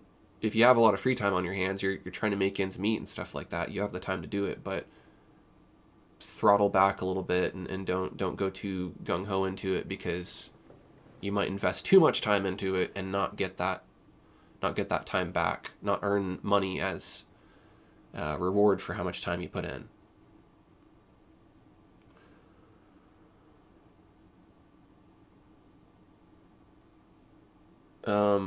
Silent B says, I could have a brighter light source that can help out with the hair issue. Here's the deal, though. Let's see if I can do this without completely destroying. Okay, so here's a little tour. So here's behind me. I have a softbox light that I think has four lights in it already, okay? So that's already pretty bright. Then if we look to my left, we have a softbox that's right literally in my face, as you can see here. That has 4 lights. And then over on the other side, we have a light that's pointed right at the background, and it's maybe 6 feet away from it. So that's a limitation of the camera. I'm not going to be able to get this back on now. Why did I do that? The webcam isn't super awesome, so it only does such a good job of capturing the lighting to begin with. And I can increase the brightness on it, but then it blows out everything. And so that's basically what it is. It's like, dude, does my face want to be blown out, or do I want to be able to see the background? All right, I'm going to have a janky camera for the rest of this, but oh well. There we go. Sweet. So that's why. Now we all know why. You know my lighting troubles. Probably what I need is I need like a big light that's up out of frame where you can't see it, but back there that just lights the background, or I need to change the background color, contrast. Galen says prints do well at conventions and stuff. They're good, but yeah, I don't see much from online print sales either. You know, when you're at the convention, it's like when you're in an environment where it's person to person and people are going through and they're like, I'm coming here and I've got X amount of money to spend at the convention. They're going to find ways to spend money, and people will do that from a souvenir aspect. But even so, you know, if it, I don't know. I don't want to discourage anybody because I could be holding somebody back from actually having a lot of success. So I would say try it. But for me personally, you know, I do wish that somebody had been like, oh, you can do that, but here's probably how it could work out. So all I'm trying to do is save people wasting as much time as I've wasted on some of these things. But as I was saying, you can sell your art through stock image websites, and then also you could look for other ways. There's lots of other ways that people might want to use your artwork. And it might not necessarily be commercial. It could be, for personal use for somebody's website, or somebody might be making something that they like, or that they'd like to create with your artwork. What I'm doing essentially is I'm making art, but I'm not printing it. I'm still displaying it though, and I'm displaying it here through YouTube, and if I happen to share it on social media, that's how people see it. People will consume that, right? People look at images all day. Like, some people just scroll through Instagram. That's all I do is look at images. People have time for that and they'll consume it, but that's not a one-to-one transaction where you give them art and then they give you money for having looked at that image. It doesn't work that way. There's abstract ways to generate revenue from that interaction, and so I'm doing that essentially by earning YouTube ad revenue, and then I'm essentially asking people to contribute on Patreon or to become a member here on YouTube, or encouraging people to buy my courses. There's lots of different ways that I'm making money off of my art without selling my art directly, if that makes sense. And I know that sounds strange, but it works. That works if that's for me. Selling prints does not work. I'm not making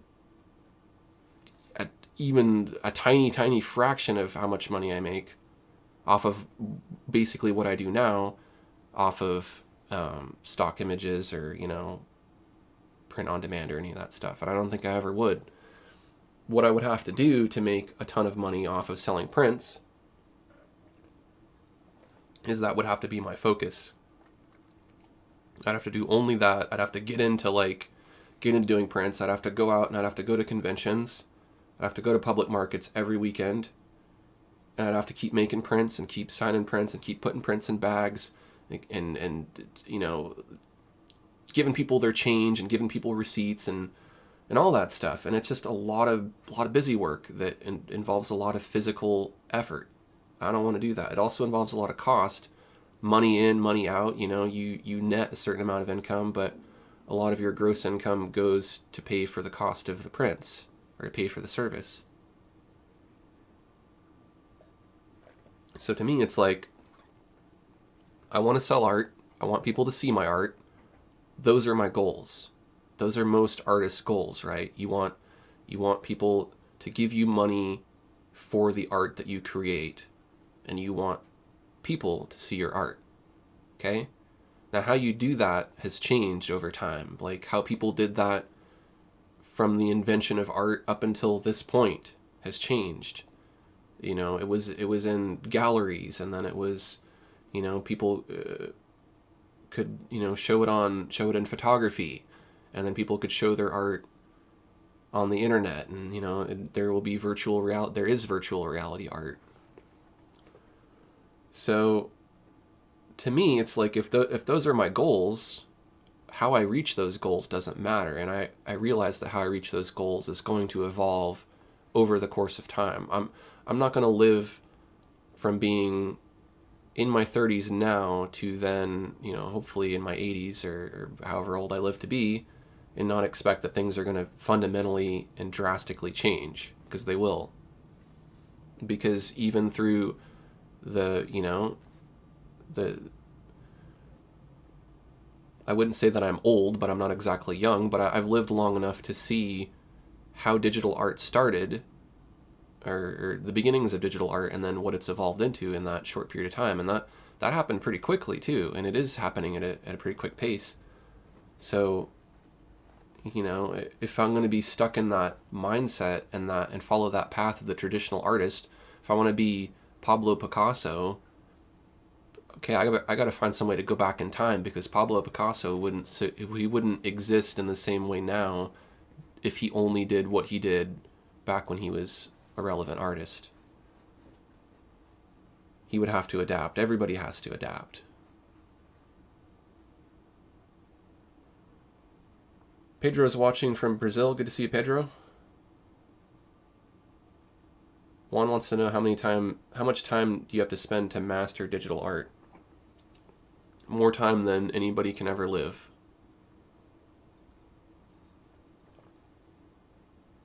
You can't master anything, really, truly. I don't think anybody can, because there's always more to learn. And as I was just saying, things change.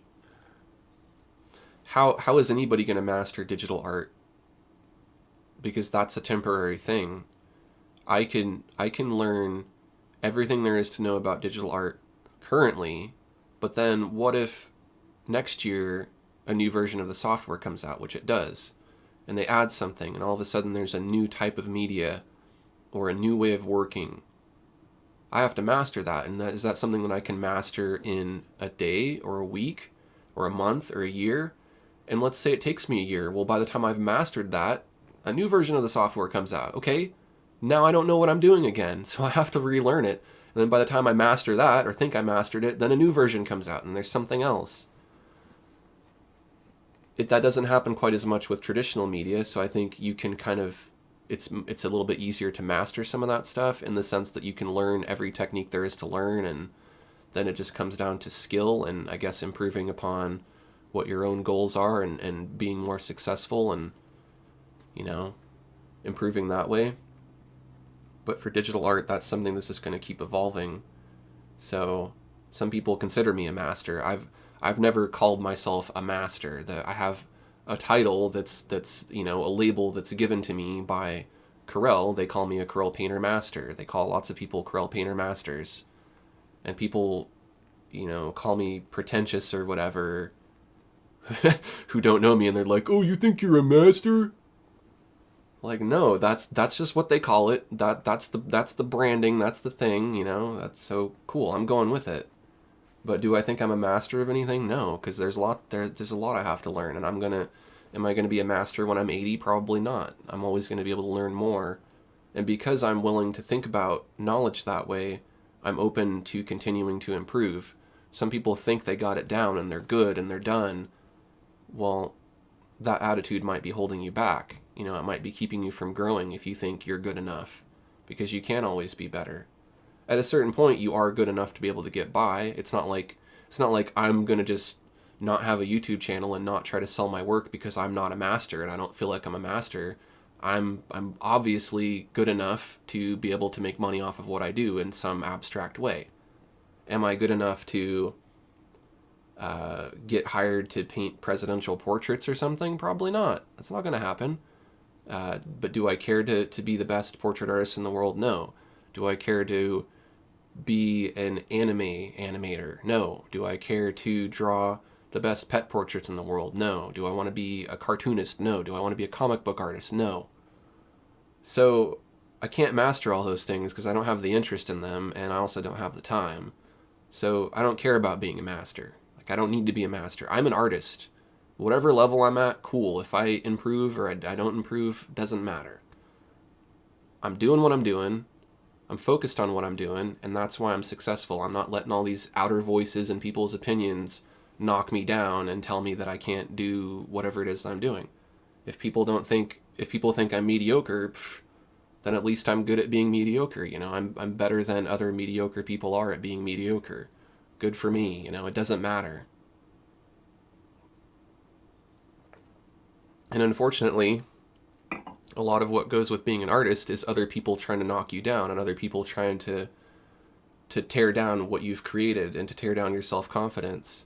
And I don't know why that is, but it is. And so your friends will do it to you, your parents will do it to you, people you don't know will do it to you, anonymous trolls on the internet, little cowardly twerps who live in their parents' basements. No offense to people who live in basements, I've done that too. But, you know, everybody and their dog will tell you how much you suck, and that's just, I guess, part of being an artist. It shouldn't be that way, but it is. So if you let all that stuff bother you and you focus too much on that stuff, then you don't ever get anywhere, and you sit around and you worry and you're living in fear because you don't want to share your work because, you know, someone might not think it's the best. I mean, it doesn't matter. You just got to do it, and you just got to make art and make art for yourself. Don't make art for other people.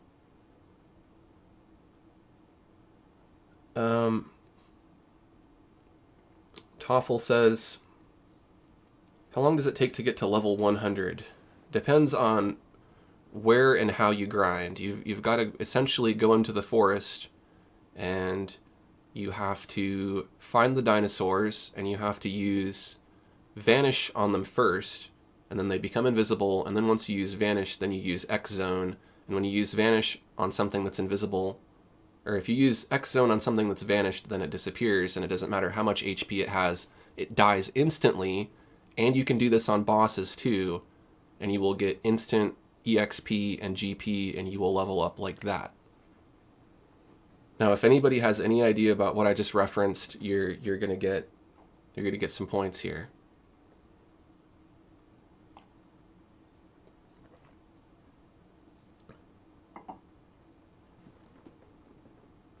Galen's got to run. See you later, Galen. Thanks for watching. It was good to see you.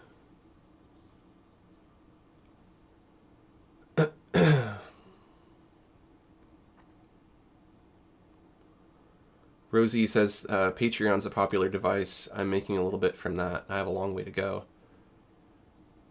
You know, Patreon for me was like the first few years I basically did hardly anything at all, and then it, you know, it took off eventually, but that took sticking to it and trying to figure out how to make it work. You know, your mind has to want to tinker with stuff and like try to figure out why it doesn't work. You know, my second Patreon now that's for the reviews, which I set up because people keep asking me to review all this stuff that, you know, I don't normally really want to review, but I want to satisfy that audience because it's a big audience. I have 0 patrons. I think at one point I had 2 or 3, but initially I set the review thing up on my main Patreon, and then that got confusing.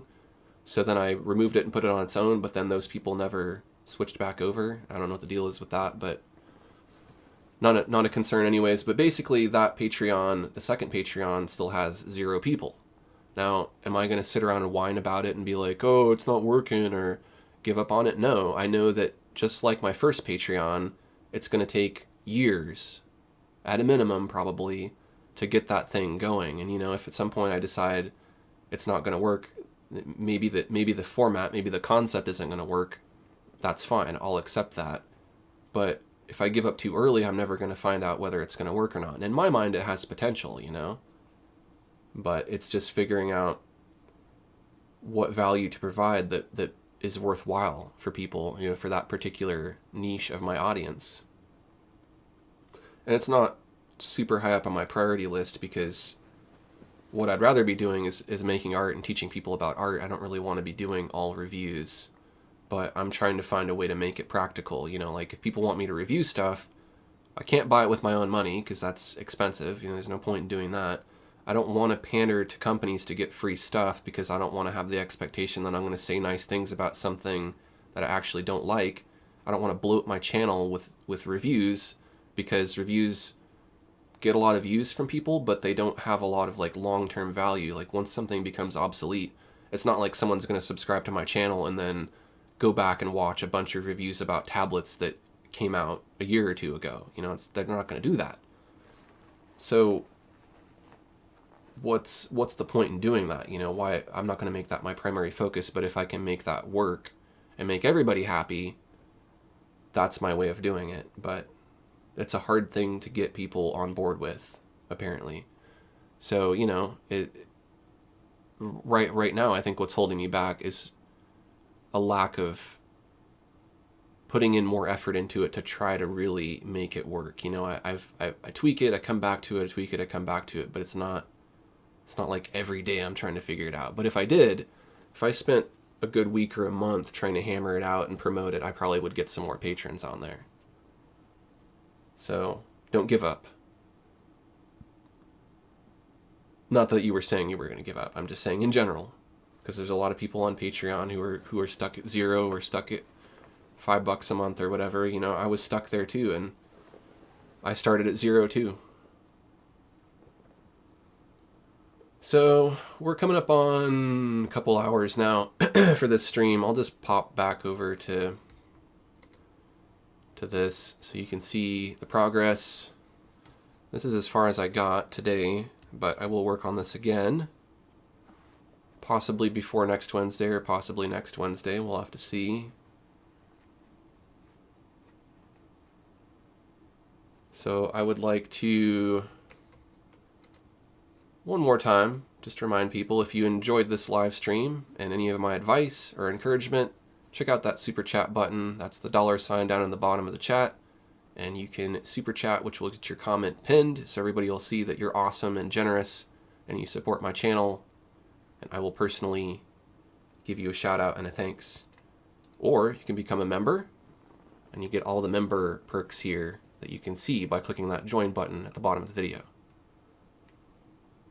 But if not, that's cool too. I'm gonna keep making free videos for YouTube, because honestly, spreading a message about digital art and helping people enjoy digital art and learn some new skills is really what it's all about. So thanks everybody for watching. If you haven't already subscribed to my channel, make sure to do that. That's the best way to get an update when I release a new video. And if you enable the bell icon notifications, then you will make sure that you do get a notification. Thanks for watching, and I'll see you next Wednesday for another live stream at 11 a.m. Pacific time.